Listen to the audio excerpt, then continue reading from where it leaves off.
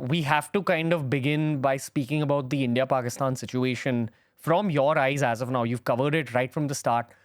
Your interview with Khwaja Asif, the Pakistan defense minister, went viral all over India, honestly. It's become a massive part of conversations here. So I would love to hear about the whole experience from your perspective. And I'd love for you to highlight the Khwaja Asif interview as well.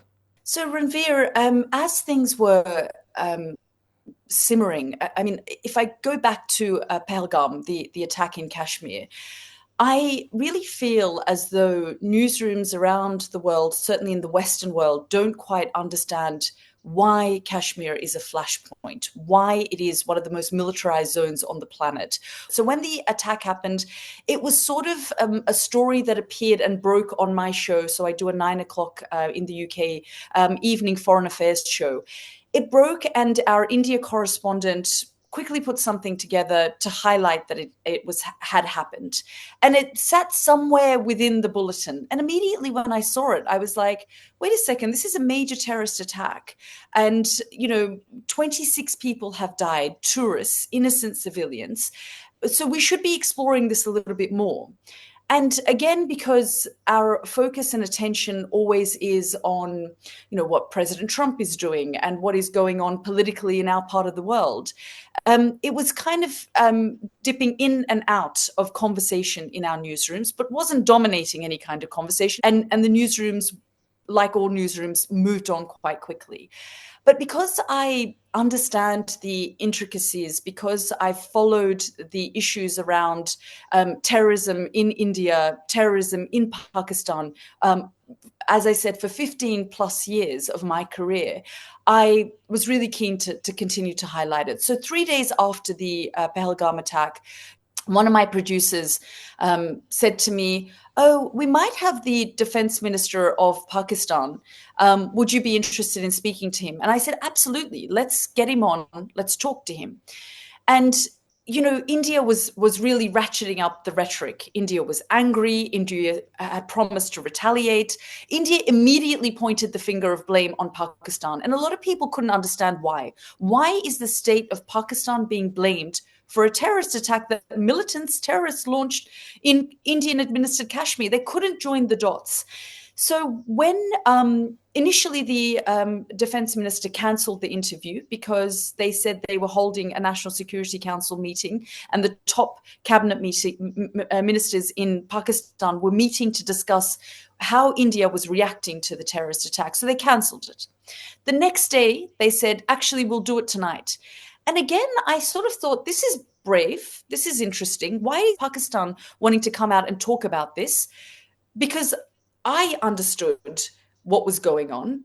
And I guess for the longest time, Pakistani officials feel that accusations, if a journalist is somewhat aware about the terrorism connection between the ISI and these terrorist groups, they might raise it, and then Pakistan denies, and then everyone moves on. So I prepared myself. I was really thinking about the interview. Which angles can I come into? And I 100% did not think that Khwaja Asif was going to admit to me on air as the current serving defense minister of Pakistan that the state of Pakistan has used terrorism as part of their policy, as part of their statecraft. Of course, there is murkiness everywhere. All states use proxies on some level, but officials always come out and they deny that they're doing it. They say that these are groups that have issues with governments. They launch these attacks. It has nothing to do with us. So when I sat across, or we patched up with Khwaja Asif, and I began asking the questions, and I said to him, India's pointing the finger of blame, and he said, I don't know why they're blaming us. This is India's problem. We condemn this terrorist attack, but it's got nothing to do with us. And I thought, I'm going to obviously ask the question that you do admit, though, that you have had a history. Pakistan has had a history of state sponsoring of terrorism to this day.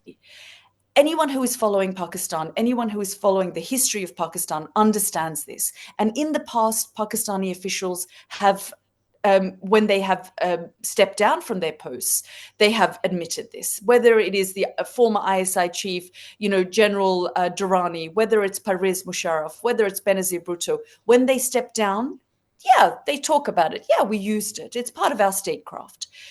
I did not think the serving defense minister of Pakistan would say, yes, this is what we do. This is what we have. This is why we use it. And it's not just us. We're doing the dirty work of you, the West.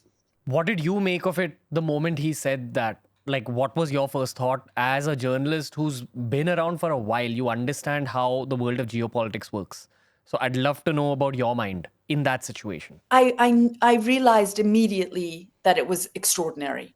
And I thought maybe he didn't quite process what I was saying. Maybe I misunderstood him. So I wanted clarity. And I pushed him again. Initially, I mean, a lot of people have sort of replayed the interview and captured my initial reaction in that moment, because I did jolt. I sort of couldn't believe what I was hearing, that he was saying, well, we did the dirty work of the West, and yes, we have these proxies and they exist and this is how it is. So I did jolt, and I said, well, is that your justification? Is this, you're justifying now that Pakistan has this connection with terrorist groups because we're going back to the Mujahideen, the CIA, and the dirty work of then, so it's now just part of what Pakistan does? And he said, no, this is the reason why you're saying this to me. And he again, for the interview went for about 18 minutes. And he didn't back down at any point. He made it clear to me that he understood what I was saying. He was going to say what he was going to say. And that is that Pakistan has had the longest history. And what has been the underbelly and the so-called deep state of Pakistan and how they operate. If you enjoyed today's clip, make sure you check out these curated playlists that we've made especially for you related to the subject that was spoken about in this clip.